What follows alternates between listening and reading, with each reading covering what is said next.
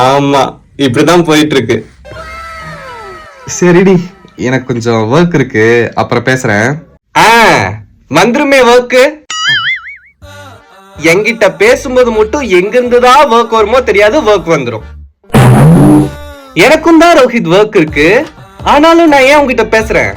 ஏன்னா நான் உனக்கு பிரியாரிட்டி தரேன். நீ என்னைக்காச்சும் எனக்கு பிரியாரிட்டி தந்திருக்கியா? எல்லாத்தையும் விடு.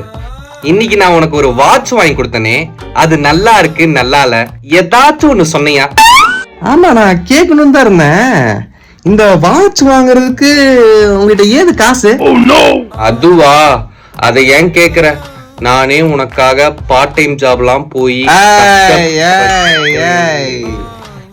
இந்த நடிப்பெல்லாம் நம்ம கிட்ட போடக்கூடாது. ஏது காசு சொல்லு. அது ஒண்ணும் இல்ல, எங்க அம்மாவோட 2-3 பட்டுப்புடைய வித்துட்டேன், அதான். என்னடி சொல்ற? பட்டுப்புடவை வித்தா காசு கிடைக்குதா?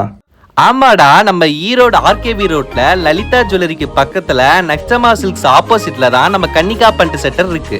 அங்க போய் நம்ம சாரியை கொடுத்தோம்னா அவங்க கம்ப்ளீட்டா செக் பண்ணி பார்ப்பாங்க. செக் பண்ணதுல ரெட் கலர் வரக்கூடாது, ஒயிட் கலர் வந்தா மட்டும் தான் எடுத்துப்பாங்க. தமிழ்நாட்டுல நம்ம எங்க இருந்தாலும் நம்ம வீட்டுக்கே வந்து வாங்கிப்பாங்க. அங்க பட்டுப்படவை கொடுத்து ஒரு லம்ப் அமௌண்ட் கரெக்ட் பண்ணி தான் உனக்கு வாட்ச் வாங்கினேன். ஓ, பட்டுப்புடவை இவ்ளோ டிமாண்டா?